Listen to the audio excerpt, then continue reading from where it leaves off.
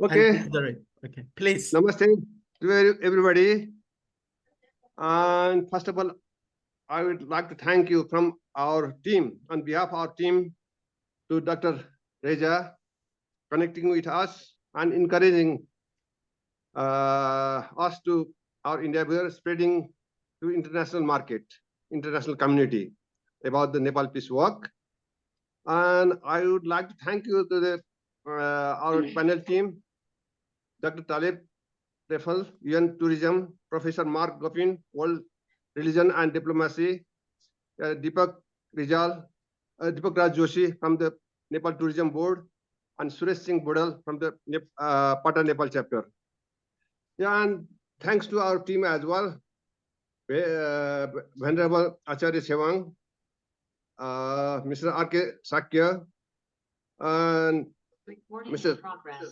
Susan Tuladhar. So, and I would like to thank you, all the participants who are just joining with us, and as well as the those who are looking, our audience from the Facebook, YouTube, and then the webinar. So we are very grateful participating for these things. And I would like to start my this Nepal Peace Walk presentation. So this Peace Walk actually is at 52 kilometers from the Swayambhu Mahachaitya to Namo Buddha temple. And it will go across the different old cities, ancient cities, and small villages, communities. And second phase, the walking route actually it's the first day where we intended to go through the most of the Buddhist site here, Gumbas. However, we will visit to the temples and masjid or the church whatsoever on the route. So first day we will go mainly the ancient cities like Kathmandu, Madhyapur Thimi, and then the Bhaktapur will overnight, visiting number of Saitya and Gumbas, so on. And similarly, second day is also will continue from the Bhaktapur to the Nala, one of the ancient Lokeshwar. It's about 6th century. And then overnight in Banepa and reach to the Banepa. And then the third day from the Dhanakuti Bihar, we will march to the Namo Buddha Deche, Panauti, one of the ancient city. And then they will just further process. This is about 10 kilometers from Panauti, reach to the Namo Buddha. Now going to Namo Buddha, and most people are not aware about Namo Buddha. Who is Namo Buddha? Namo Buddha is actually there are number of Buddhas in Nepal born in different places at different time. So Namo Buddha is about 6,000 years back, and where the Gautam Buddha has reached over there to visit and homage to the his leftover one wherever his leftover buried, that's the mausoleum, and pay homage for a month. And finally, he has made one circumambulated, and he has humbly proclaimed Namo Buddha, since the Muslim has been famous as Namo Buddha. It's now slightly change the name, actually Namo Buddha. It is actually Nama Buddha, but it is now Namo Buddha. And our objective of the peace walk is this one day, the second page, another page. May I request Dr. Reza, the objective of this walk? We have two objectives. One is rekindle of Abhaydan, Avaidan is the self-sacrifice. So it was, as well as Buddhism, it's inspired by the four items. That's love, Sringar, love, Shanta, tranquility, Karuna, compassion, and Bir, heroism. Actually, when he saw the uh, hunger tigress and her calves in danger in life, and so he has uh, it's emotional, nine emotion. From nine emotion, four emotion came, and he uh, gave his life to the. So it is interesting, actually. Similarly, in modern science as well, inspiration, that's the happiness, comes from the through the interaction of the hormones in the human body. That's named mainly serotonin, dopamine, and oxytocin. Yeah, and then the transfer. It is transfer now in the South Asia, mainly in Hong Kong and India. And so whenever people selling comes with the live fish or live bird in a cage, they purchase and then release. If the live fish, they release to the water, and live bird in the jungle. And another, the second is reestablish the value of peace. Yeah, we are aware now. We are just accepting Buddha, and then the peace is the synonym. So, and where the Buddha was walked from the Swayambhu to Nama Buddha, and it's opportunity to people to walk to match their feet into the Buddha's and Nama Buddha's peace. Yeah, history of peace walk, actually we have started in 2017. We aim to do the global culture peace walk, but we could not do that. And then we ended with the cycling only. And one of our loose member, Naresh Prasad Manandar, who determined to work to continue for the global culture peace walk, and he has worked with the cultural lamb, Swayambhuta Mahachaitya. The first year we have about 17 participants, and it was uh, up and down until the last year. And last year it was great. We have big uh, people. So and then it was actually opportunity to, making opportunity meeting with the Dr. Reja when he saw my. So it was, yeah. So it was, and then the maximization is the resources. It was actually under the shadow, the Nambuddha under the shadow, and it's something we, if it can be done through the tourism, and which will be support to the livelihood, locals, and then growth of nations. So we hope that this is the our intention and our objective. Thank you very much, everybody.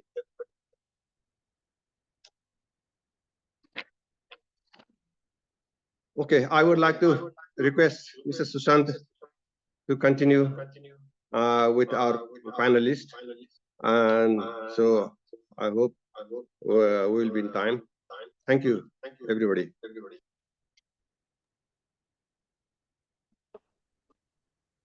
Thank you, Professor Dr. Vishwalak, for your insightful information on the event we are going to organize in September 21st to 23rd, 2024.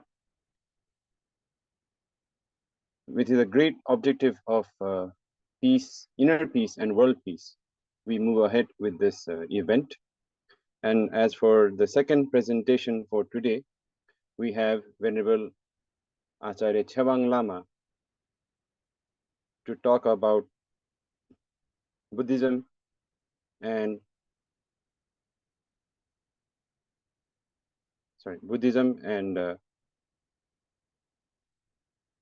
in brief, and about his teachings. So I request Venerable Acharya Chewang Lama to continue this session. Please, you could unmute Acharya Chewang.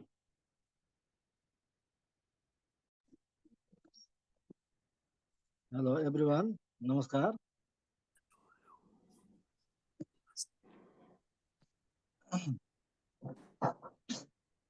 नेपालीबाट भन्दा मिल्छ है? कस्तो गरौँ?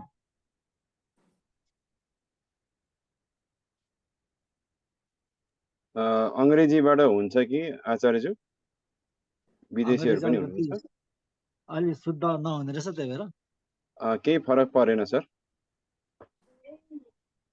अलि बिस्तारै बोलिदिनु होला केही फरक परेन everyone, good morning. I'll have a nice day. We may very lucky. This program is very lucky program.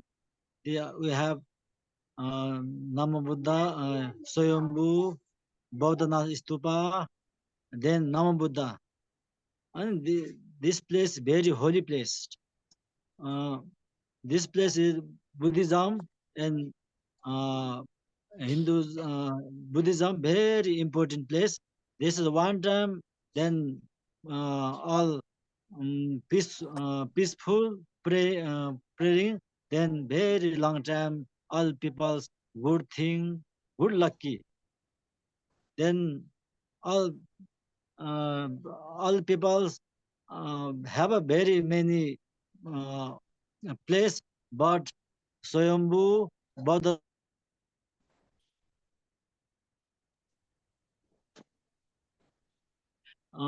three place, a very holy place, this Buddha place. Then Nama Buddha and के भन्छ अगाडिको बुद्धलाई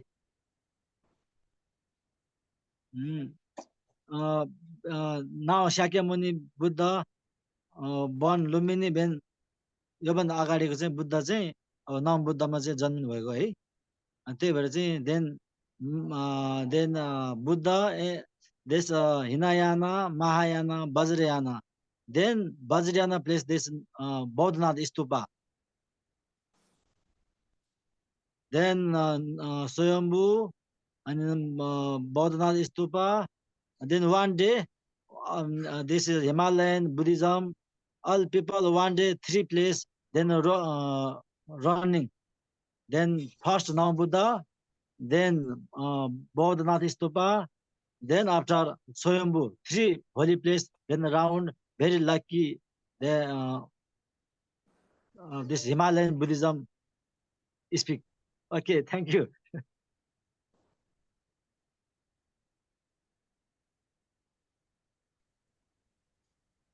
Thank you for your words, Acharya Chewang Lama, an introduction to Buddhism and the importances of the places we are going to visit during this peace walk.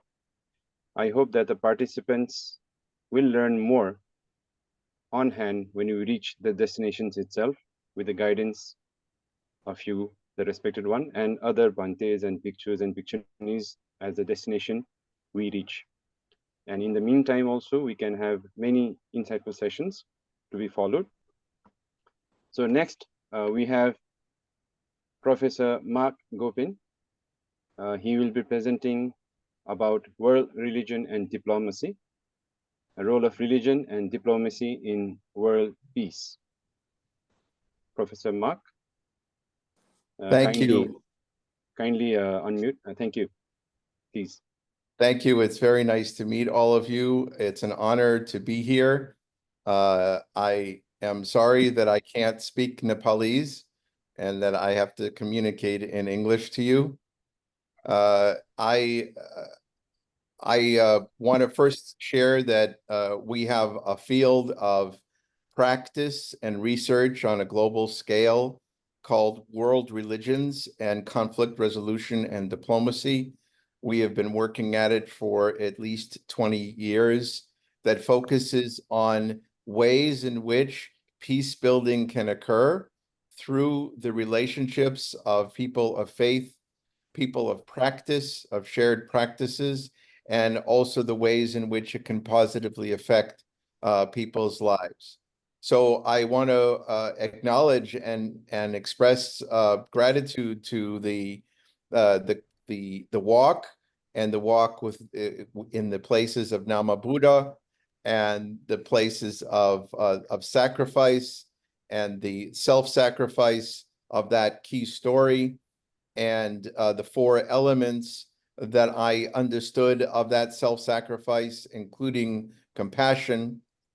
And I want to share that this all comes from a time of history where I also am a person of faith. And in my tradition, 2,500 years ago, the journey of religion and practice began with a walk. It began with a walk, and that was the walk of Abraham, 2,500 years ago. And the language is, well, from a long time ago. It's ancient Hebrew, but the language of walking was, the commandment from God was to walk, walk, walk. And we don't know what that means at the time, but it could mean you really have to get up and go, or it could mean you should surely walk. But what scholars have really discovered is that it says walk into yourself. In other words, take a walk, but walk into your true self. Lech lecha, it's called in Hebrew. And that's walking on a path. And the word for path there was derech. And the language of that comes from a interpretation of the divine that means past, present, and future, or time itself. So walking in time and walking through time as a sacred experience of ultimate enlightenment. So I think that it's very interesting to see the commonalities between traditions on walking as a path to enlightenment, walking as a journey into oneself and into the deepest part of oneself, which also in my tradition was compassion or chesed. And so that walk into compassion, a walk into a journey, a spiritual journey, also has the physical quality to it. It's the mind and the body together. So if you just walk and you're walking to lunch, okay, it's walking. But if you're walking and embodying compassion, then that's a different use of the human mind. And what we know now from the science of the mind is that every movement that we make embodies so much of the human mind. But if the human mind is also concentrated on compassion while we're walking, then the whole brain, the whole human mind is dedicated to the journey. And it becomes like a lighting up. Literally, in the neuroscience of this, we can now see in fMRIs, we can see the brain light up. So the whole brain lights up with not only walking, but walking with an emotional attachment and devotion to compassion. So I think it's amazing that across our many cultures and across our many traditions, walking is sacred, but walking with compassion is true enlightenment. And I want to bless you with and be so grateful to the lessons that the world has learned from the enlightened traditions of Nepal, from the messages from ancient times that you have passed on, and the way in which the world can learn a path to enlightenment through the journey, through journeying together. If we make the journeying of traversing the globe into a spiritual experience of compassion, it makes all of us bonded together in what we do with our bodies and what we do with our minds. So I want to express gratitude to you and thank you for including me in this wonderful launch of this amazing journey that you're about to begin. Thank you.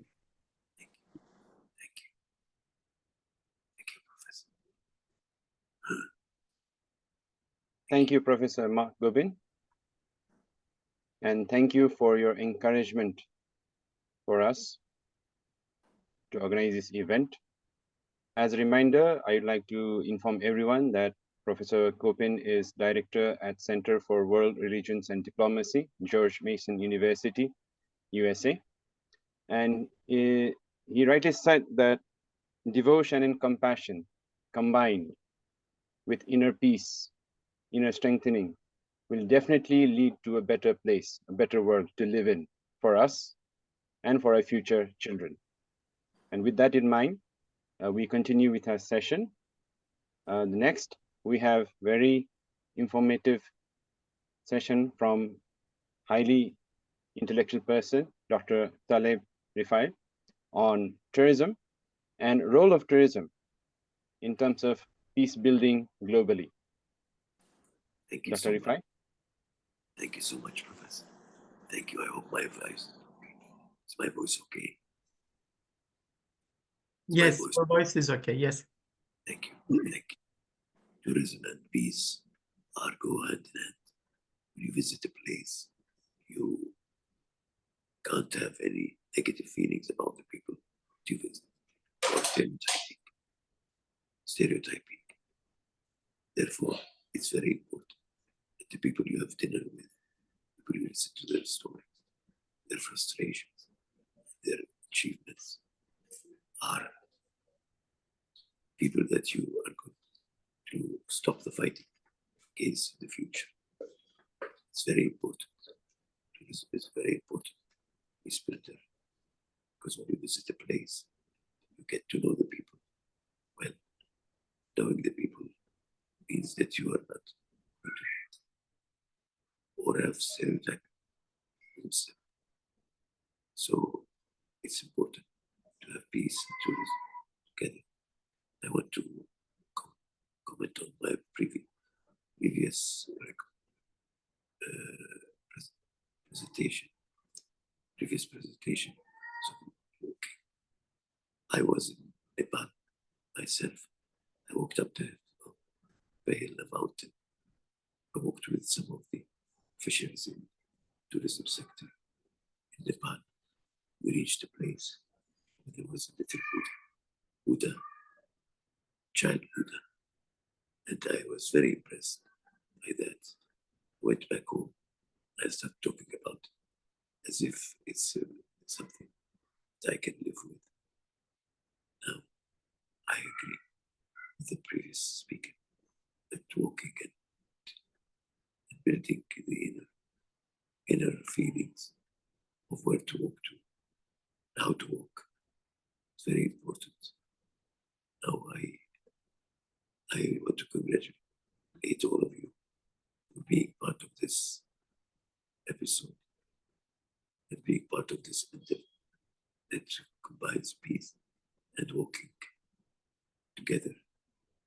And tourism, of course, because when you are a tourist, you go to places that you have never seen before, and you do that attempt to better understand them.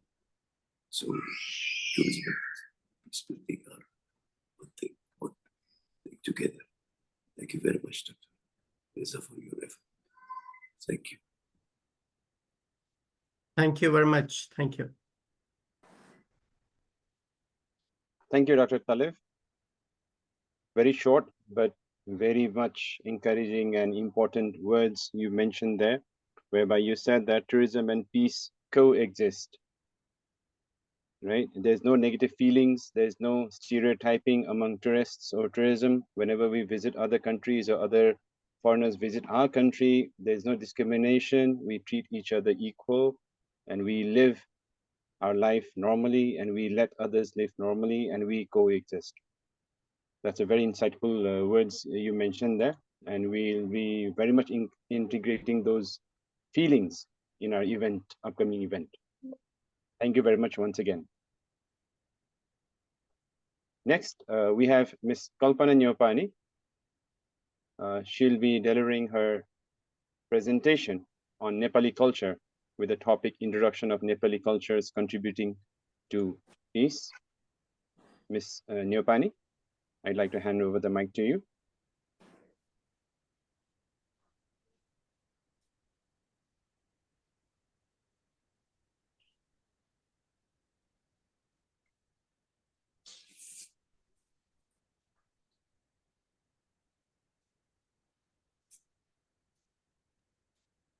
Kalpana ji. you could unmute yourself and go ahead with your presentation.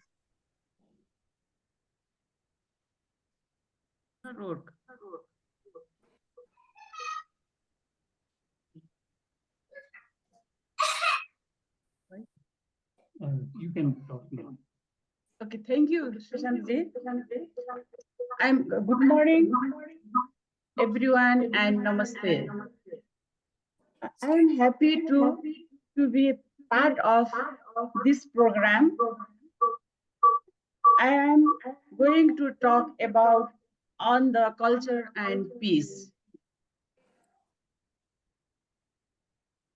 Nepal is multiple religious, multicultural, and multi-ethnic nation.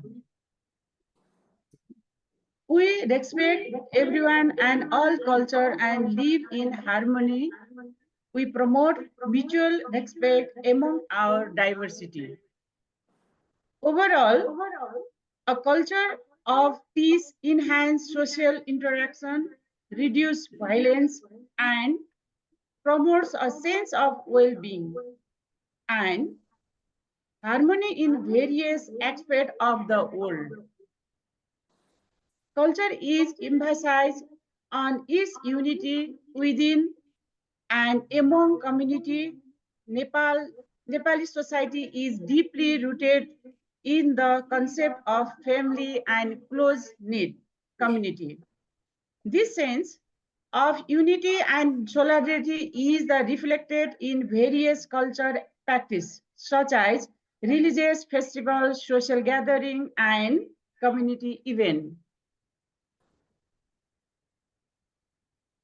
Our religious and cultural chant in Hinduism and Buddhism. Om Sarve Bhavantu Sukhinaha, Sarve Santu Niramaya, Sarve Bhadrayani Pasyentu, Ma Kasyenta Dukha Bhagavad. Om peace, peace, peace. It means may all be happy, may all be free illness, may all see what is auspicious, may no one suffer. Om peace, peace, peace. We follow the same rule and norms and cultures in day-to-day life in our society. Vasudhaiva Kutumbakam, the world is one family. The idea of the phrase remains relevant today as is emphasized a global perspective priorities the collective well-being over individual or family interested and overall universe. This equally apply in every religious and culture. This prominent practice in Hindu and Buddhism culture. According to Hindu mythology, Hindu gods and goddess maintains world peace life.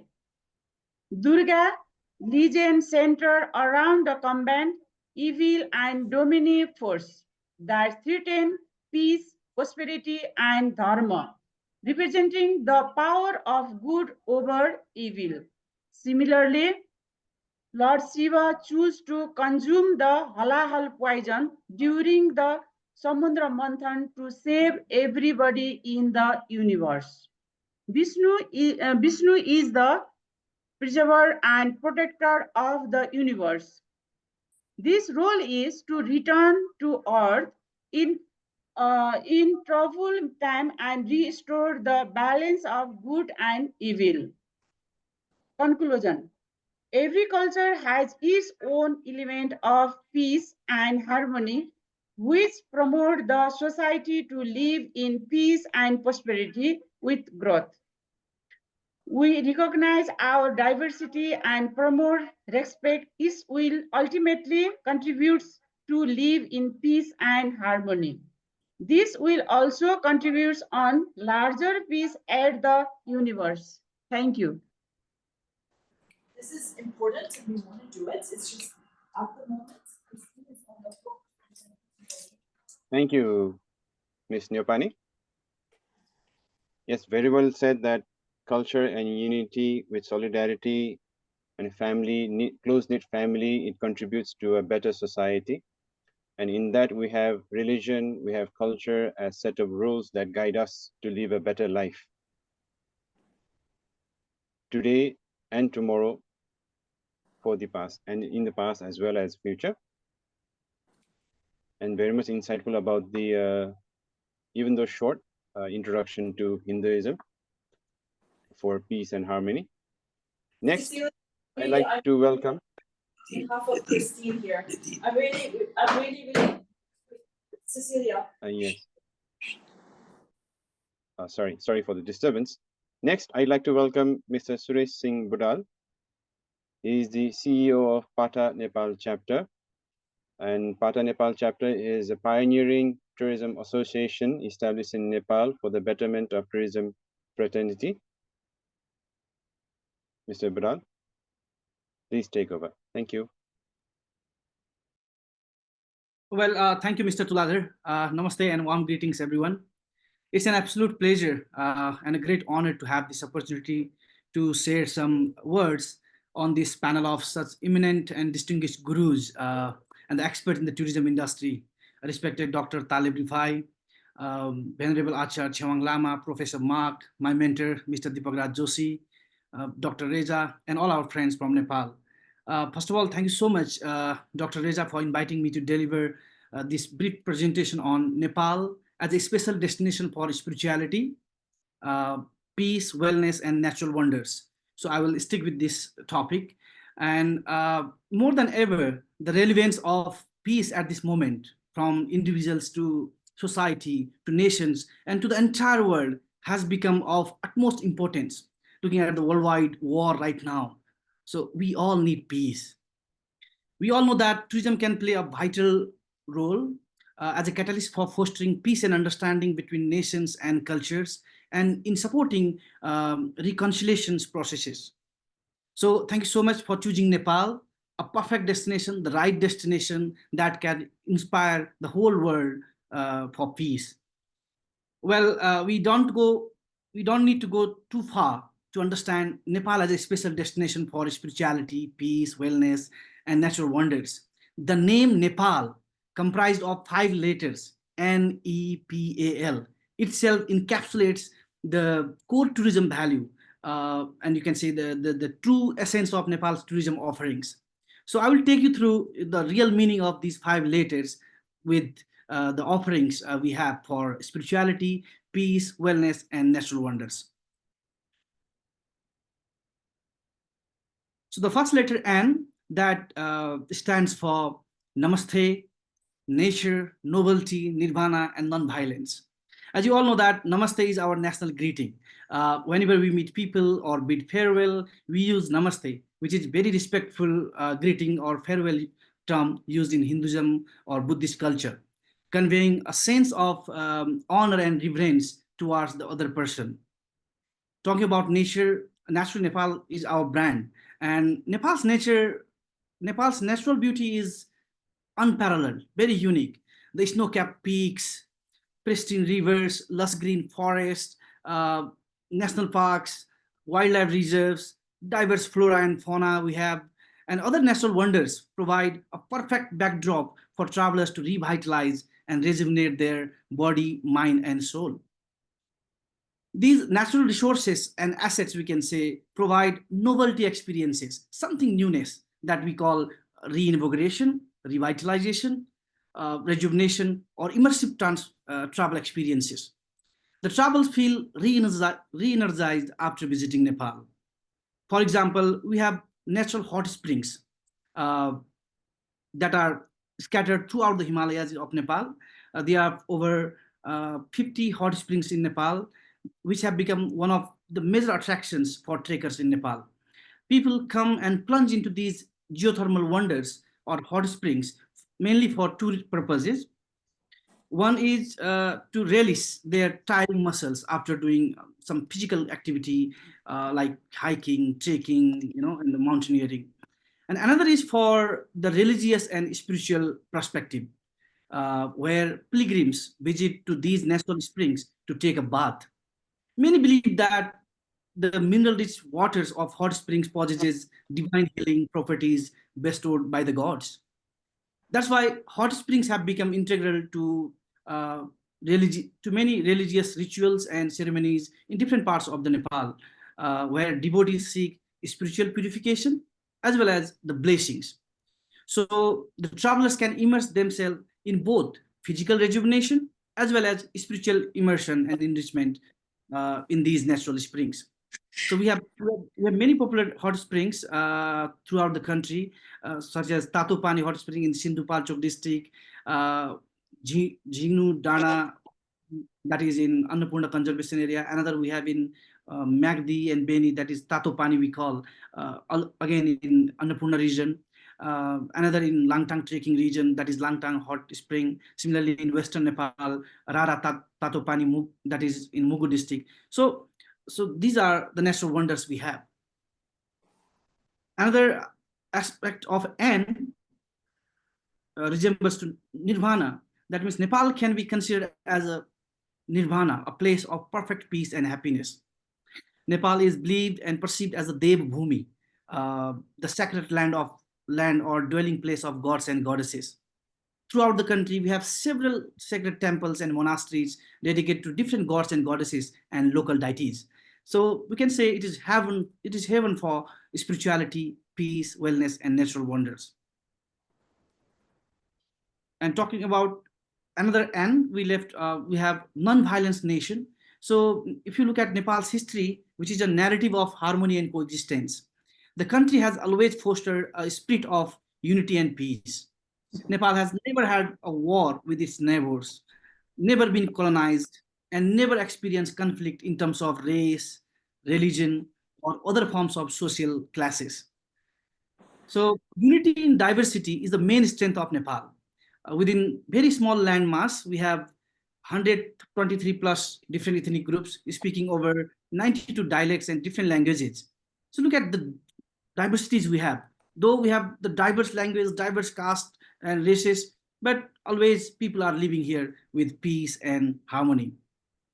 Just for an example, in Western Nepal, in Nawalprasi, there is a Madar Baba temple, so which is dedicated to a Muslim saint, which is revered by all Muslims, Hindus, Buddhists, and there is no discrimination at all. So all go there. In every year, thousands of people visit there to offer their prayers and fulfill their wishes. So another aspects about while safety concerns for travelers, so Nepal is safe and secure place. We have a dedicated tourist police unit at each and every destination to look after the safety and security aspects of travelers. So Nepal is safe and very peaceful destination, what I wanted to say. So this is all I wanted to convey about the letter N. So next. E stands for, you all know, Everest, expedition and beyond. Nepal is gateway to the Himalayas. We have 8 out of 14 highest peaks in the world, including the Mount Everest, which is the top of the world. Everest is always a prime choice for every mountaineers, trekkers, right? So besides Everest, we have the government of Nepal has opened over 300 peaks for mountaineering expedition purpose. So these majestic Himalayas and mountains, not only the geographical structures, so these are the symbol of the enduring spirit of serenity and resilience. By trekking through the peaceful trails in the mountains or visiting sacred religious sites or pilgrimage sites, one can feel a deep sense of peace and accomplishment. E also stands for ecotourism. Nepal is also the best location for ecotourism, bestowed with its rich biodiversity, the wildlife we have, flora and fauna, and so on. Nepal offers a unique and enriching travel experience by combining wellness with the natural in the natural setting of ecotourism sites. The retreat centers nestled in the lap of nature offer transformative experiences that rejuvenate our body, mind, and soul. With our rich tradition of yoga, meditation, and Ayurvedic practices, Nepal provides a unique opportunity for visitors to enhance their physical and mental well-being. So next letter in the Nepal, we have P. What do you think P stands for? Politics, which is quite popular in Nepal. Over the night, anything can happen. But I'm not going to talk about politics. No, definitely not. I'm talking about people, the main USP of Nepal's tourism. Nepalese are considered as the most hospitable and the happiest people on the earth. The Nepalese people, with their warm smiles and open hearts, sense of tranquility, serenity, calmness that is experienced by all visit here. I've heard somewhere that the late British Prime Minister Benjamin Disraeli once said, "I'm afraid of Nepal because the whole world loves Nepal." In fact, it's true. All who visit Nepal, be it travelers, diplomats, or others, they praise its people as the most friendly and hospitable human beings on the earth. So, and similarly, as the madam said, Atiti Devo Bhava is our philosophy and culture in the roots since the beginning. So this means like guests are treated like gods in Nepal. You all know that some people, famous people of Nepal, like Sherpas, who are well renowned as elite mountaineers and experts in high altitude areas. Similarly, Gurkhas are famous for their loyalty, professionalism, and bravery. Another quote I want to share here by Sir Kirkpatrick, who was the first recorded Westerner to visit Nepal. He said, Nepal is a country with more temples than houses, more gods and goddesses than people here, and more festival than days in a year. What a wonderful country it is. So every day, some celebrations, some festivities are happening at different nooks and corners of the country. So Nepal is the most happening and happy country in the world, we can say, that inspire to stay happy and active throughout the life. P also stands for Pokhara, which is undeniable destination, we can say, or now termed as the tourism capital of Nepal. So Pokhara is like a paradise. It's also called the city of lakes, and it is the gateway to popular trekking routes in the Annapurna region. So another letter we have in Nepal, A, which stands for adventure.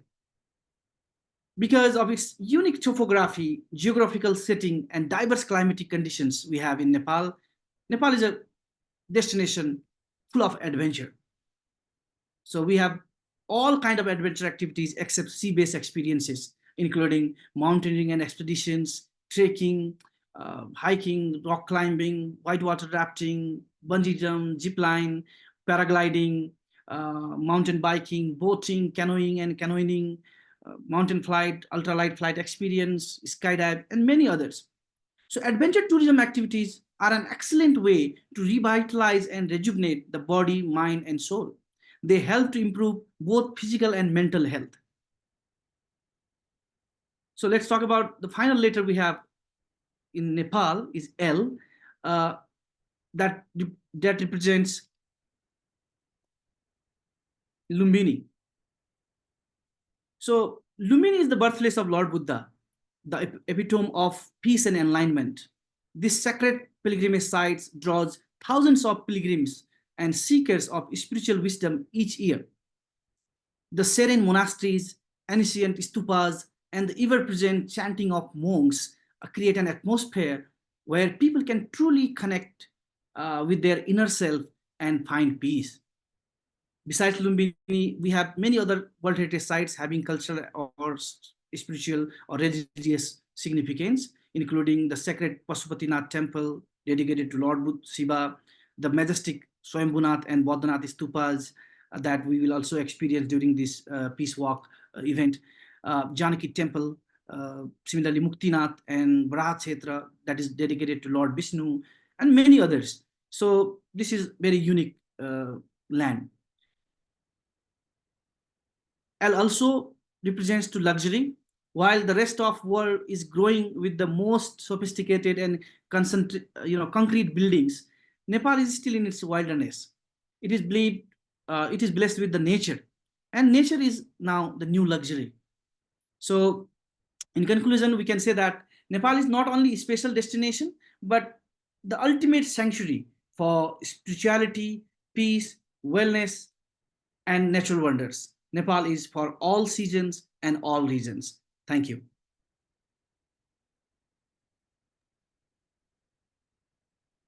Thank you, Mr. Budal. A very strong and powerful statement at the end. Nepal is for all reasons, for all seasons. A kind of poetry there as well.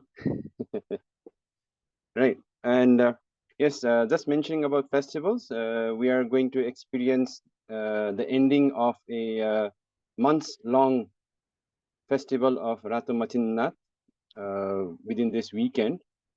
Tomorrow it'll be the last day that the chariot of the deity will be pulled from to its final destination at Javalakhel, and the fourth day after tomorrow there will be Poto Jatra. So if you want to experience live, you could visit Nepal, Kathmandu very soon. You have got time. If not, you could search for it on various live streams in YouTube and Facebook and Instagram channels to experience what actually happens during the festivals. And it is very interesting that this particular deity is celebrated by all religions, cultures in Kathmandu, as in terms of god of rain, in terms of agriculture and all. Yes, and next we move on to Mr. R.K. Shakya. He is the Vice President at World Forum for Buddhism, one of the organizers of this event happening in September. He's a well-known entrepreneur in tourism business, as well as in Buddhism sector in terms of meditation and inner peace building. And he will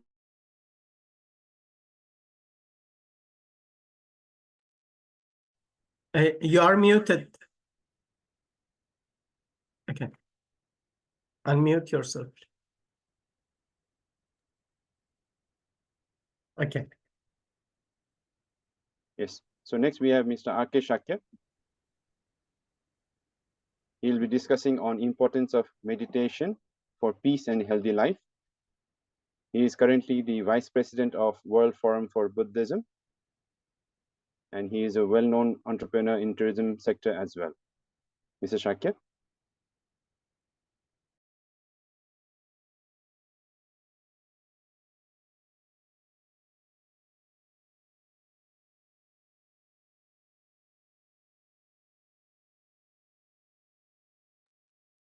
Mr. Shakil, we cannot hear you, please.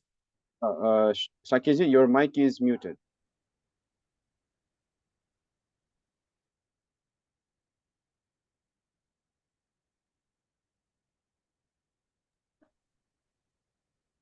You could click the mic icon on your screen. Yes, thank you. Is it okay now? Yes, we can hear you now. Once again, good evening to you all, and it is very privileged to meet you all today, and I'm very delighted to have you today in this webinar, and thank you, Mr. Susan, to introducing me. Since my past friend from Pata has already spoken so much about Nepal, he has introduced almost all over Nepal. So I would not like to take much of your time, but I'd like to focus a little bit on our Peace Walk program. Being myself in a field of meditations as well as in the Buddhism, the Peace Walk is such an important subject. Without any meaning or subject, we will not walk anywhere. We will not go anywhere. So this Peace Walk is we have an objective of on this Peace Walk. We can, in Buddhism, there is a word called dharma, and there is a word called karma. Dharma is a manual, is a discipline, it is a program, and karma is an action. So without action, you will not achieve, you will not experience, you will not reach your objective, reach your destination. So this peace walk is, I take it as a karma, as an action. So through the actions, we will have different experience, interaction, visiting different places. I'm sure that you will enjoy this peace walk. As Mr. Biswa has already highlighted on the importance of Namo Buddha. It is a very, very auspicious land and auspicious place that one should visit in a lifetime. You may have heard so many sacrifices in life, in history, or in the stories, but sacrificing yourself to save someone is very unusual, work or sacrifice as done by the bodhisattva. So this is very, very important destinations that we are taking place this time. Being myself, also I also teach a meditation on the basis of vipassana. So the walking is also a meditations. You know, meditation is not only just sitting. The walking also becomes a meditations. So meditation is a mental concentration, and walking is a physical concentrations. So when you have body and mind together, then you will have perfect peace of mind, perfect happiness. I'm sure there are many other speakers, so I will not like to take a time, but I look forward to welcome you all here on our forthcoming Peace Walk program. This program is for me, is going to be my first experience. We are participating on behalf of World Forum for Buddhism. If you like to ask or like to know more about Buddhism or meditations, you can always contact me in different ways. So this time, in addition to the peace walk, we'll be also having a meditations every morning. So which will be very interesting. And myself and I was engaged in the aviation and tourism field for a long time. And this is very good opportunity for all of us, as well as when we walk through the process on peace walk, people also will be watching to us, and we'll be also watching to the people. So we'll have interactions, and through this process, we can deliver the message of peace, message of friendship, message of global harmony, and the happiness for everyone. So thank you very much for giving this opportunity to speak. Mr. Susant, thank you. Thank you, Mr. Shakib. Yes, as you rightly said, this walk will not only talk the walk, but we will walk the walk. Yes. If I'm correct. Thank you. Yes. So to continue this session, we have next speaker, Mr. Deepak Raj Joshi. He is the former CEO of Nepal Tourism Board, a very dynamic young person who made in Nepal Tourism Board even more active than ever before. We'll be very happy to hear his insightful words in this seminar. Mr. Joshi. Thank you, Susanji. Namaste and greetings of the hour to you all. And thank you for inviting me for this enlightening webinar to announce the esteemed Nepal Peace Walk. It is truly a great honor to share this platform with such distinguished personalities as Venerable Acharya, Professor Mark Gopin, Dr. Taleb Rifai. He is probably the most respected personality in global tourism. Mr. Sakya, Kalpanaji, Vishwaji, and all, whose passion and dedication in promoting tourism has made significant impacts. We all know that Nepal is the birthplace of Lord Buddha, who is revered as the epitome of peace. More than just a religion, Buddhism is often understood and practiced as a philosophy or a way of life that promotes peace. Peace is not only important for family and societies, but also for businesses. We have understood this recently more and more. Peace, in turn, is very, very essential for prosperity. And talking about Nepal, I think most of the points are already highlighted by partner CEO Mr. Suresh through his beautiful and insightful presentation. I will touch upon briefly about the tourism trends, and what Nepal important is for. Nepal, with its stunning landscapes and rich cultural heritage, holds immense potential as a top global tourism destination. From the majestic Himalayas to the holy temples and vibrant festivals, Nepal offers variety of experiences that are very unique, that are very meaningful, and that are most of the times very, very transformative.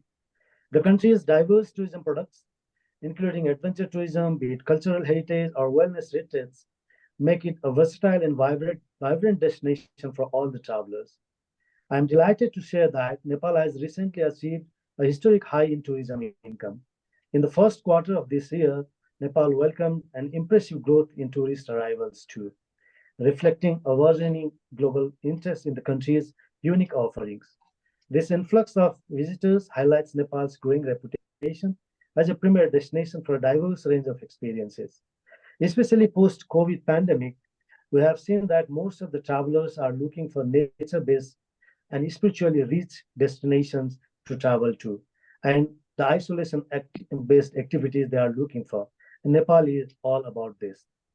Nepal's tourism landscape is rich and varied, encompassing everything from the majestic peaks of the heavenly Himalayas, which attract adventure seekers and mountaineers, to the serene beauty of its lakes and valleys. Popular destinations such as Kathmandu, Pokhara, Lumini, Chittagong, Janakpur, and many, they offer a mix of cultural heritage, natural beauty, and spiritual experiences. Uh, in recent developments in the tourism sector include the introduction of luxury accommodations.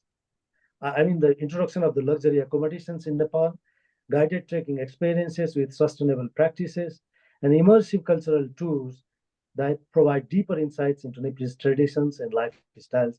And these all are very, very helpful to bring our inner peace and promote outer peace as well. Recently, Nepal's tourism assets are well covered and highlighted by many international media like National Geographic, CNN, BBC, Time, Guardian, Forbes, TripAdvisor, many. It shows the true value of Nepal as a premium destination is well appreciated by many. In Nepal's case, tourism is proven as a powerful tool to conserve nature and culture through tourism itself. Tourists have the opportunity to engage with Nepalese culture through festivals, traditional cuisine, and artisanal crafts. This interaction not only enriches the travel experience, but also contributes to a greater appreciation of cultural diversity and global connectivity. And the upcoming Nepal Peace Walk is one of the, I think, the best curated activity that is going to highlight Nepal in a different way, in a more meaningful way. Nepal's wellness and spiritual tourism epitomizes our commitment in promoting peace and holistic well-being.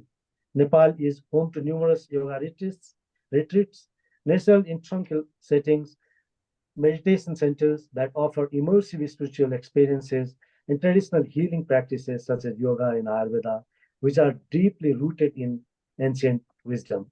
These offerings are designed to cater to the holistic needs of visitors, providing not only physical rejuvenation, but also mental and spiritual growth. The serene landscapes and spiritually enriching environment of Nepal create a perfect backdrop for these practices, allowing individuals to disconnect from their daily stressful engagements and reconnect with their inner selves for a much needed inner peace. Tourism has the potential to bridge cultural gaps and foster mutual respect by encouraging visitors to immerse themselves in and understand local traditions and practices. As individuals experience peace and resignation through their interactions with Nepalese culture and natural beauty, they are more likely to carry forward these values of harmony and respect in their own respective communities and countries too. In Nepal, not only the religion and age-old traditions are part of spirituality, but the engagement with nature and adventure and the meeting with daily life people also gives a deeper sense of lifetime spiritual experiences. As the global tourism is widening more towards experiential tourism, Nepal is going to be the destination of prime choice as we go ahead. As we look to the future, the potential for Nepal's tourism sector remains vast. We can surely further solidify Nepal's position as a leading destination for peace, wellness, spiritual, and adventure by continuing to innovate and enhance our tourism experiences. I'm excited about the opportunities ahead and am committed to contributing to the continued growth and success for Nepal's tourism industry. Right now, only I'm getting many inquiries about the peace walk that we have announced recently, and I'm sure that this event is going to create a very good, very positive impact, bringing new aspects of tourism which are more impactful and meaningful. So thank you all. Thank you, organizers. I mean, the Institute of Tourism and our friends from Nepal. Thank you very much for organizing such a relevant program. Thank you. Thank you, Thank you. Mr. Deepak Joshi. His short speech and presentation represents all his hard work as CEO of Nepal Tourism Board, and we can also see his future vision where Nepal can reach through tourism and tourists visiting Nepal. I hope that we reach that goal. We continue to work to reach that goal, and our event, the Nepal Peace Walk, becomes a stepping stone towards that goal as well. Thank you very much, Mr. Joshi. Lastly, in our expert panel today, we have Dr. Reza Soltani. He'll be presenting on international peace tourism as taste of international tourists traveling other countries like Nepal. Thank you so much, everybody. I just make it very short. It's over 1 hour and a half. I just want to thank all the speakers. I want to just say that how Nepal is important because it's middle of India and China. So we are talking about over 3 billion population. So Nepal in somehow is a pillar of the peace, and it can be a example for the peaceful society and a country. So it is very important. We are looking forward to have a very good event, and as all other colleagues mentioned, that we hope that we can change also a little the tourism, the destination, Nepal as a destination for the wellness and peaceful and inner peace and meditation, and also for the Buddhism tourism. That's very important as well.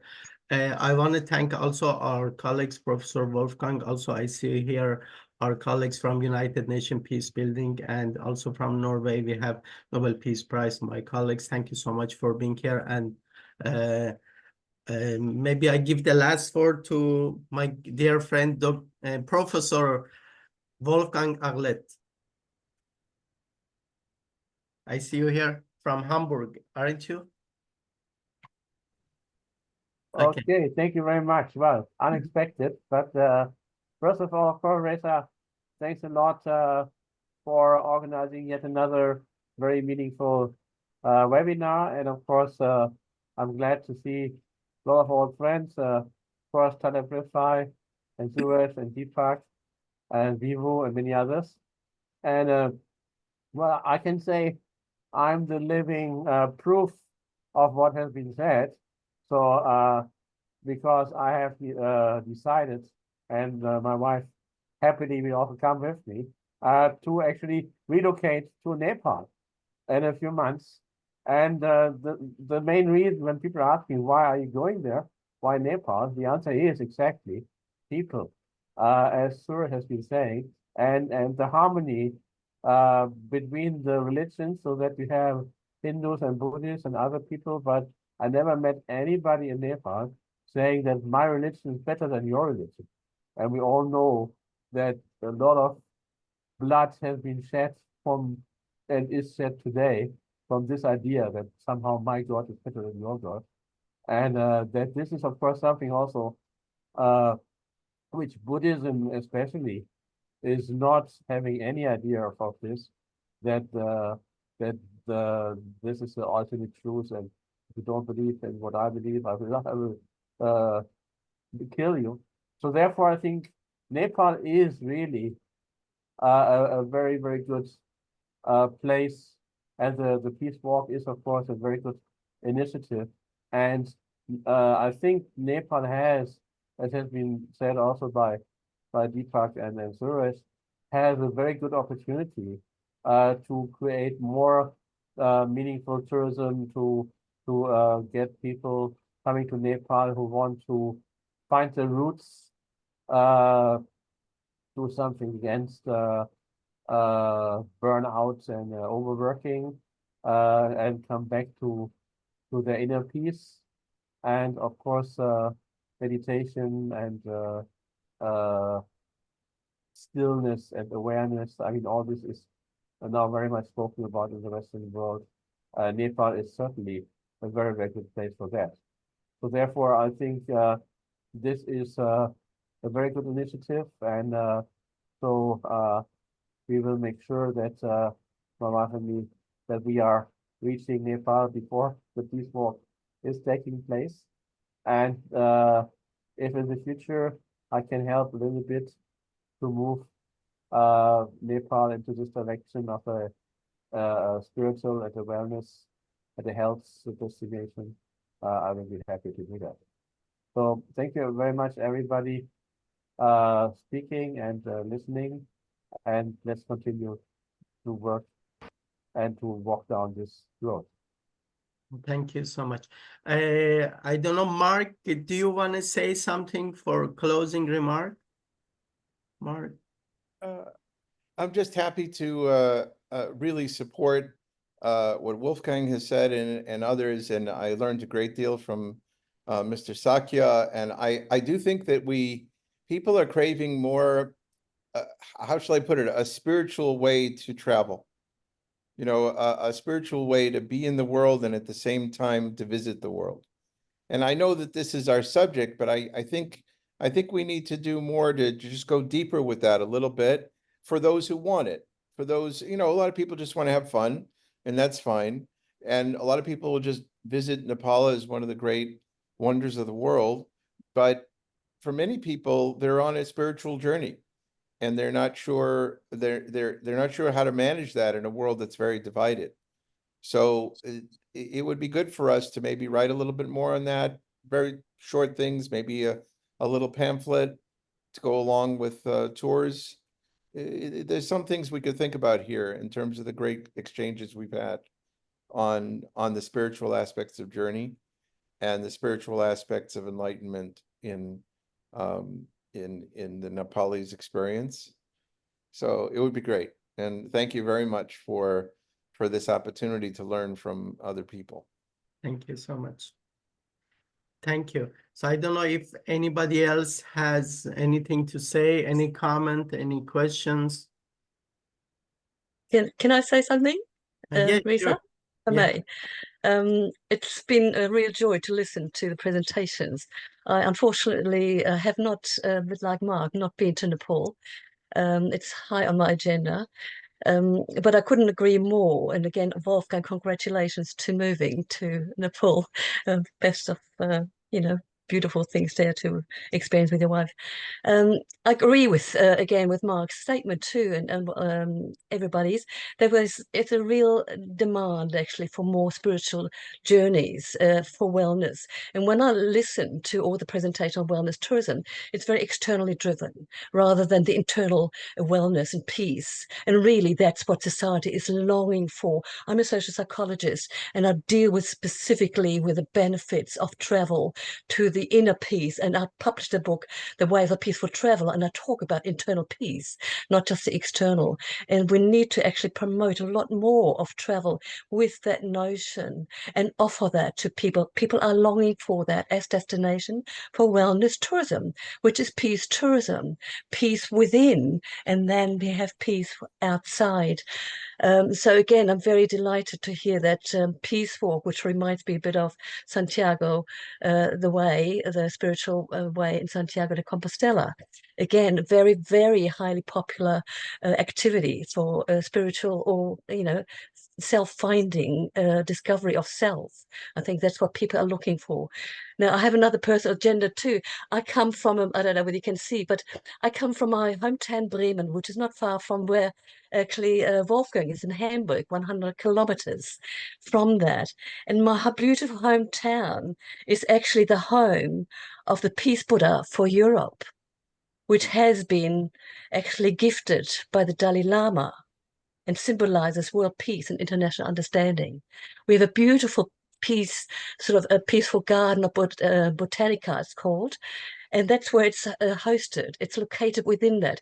And they have created a landscape that replicates the Himalayan landscape with the cultural atmosphere and so forth. And people can wander through that environment with that golden Buddha amongst its 2.4 meters in height. And that's actually located in my beautiful hometown. I've walked through there. It's been there since 2017, but I haven't been to Nepal. So that's my next destination. So thank you for that. I just wanted to share that. Thank you so much. Okay. Anybody else? Any comment, questions? No. So we will keep in touch. Of course, that was just the announcement and introduction of our 21st September 3 days peace walk. So we invite you all, and we hope you can join us, and please support us as well how you can. Of course, we are just beginning of the road. So thank you so much, everybody. So I give the word to Mr. Bisov, if you want to say anything.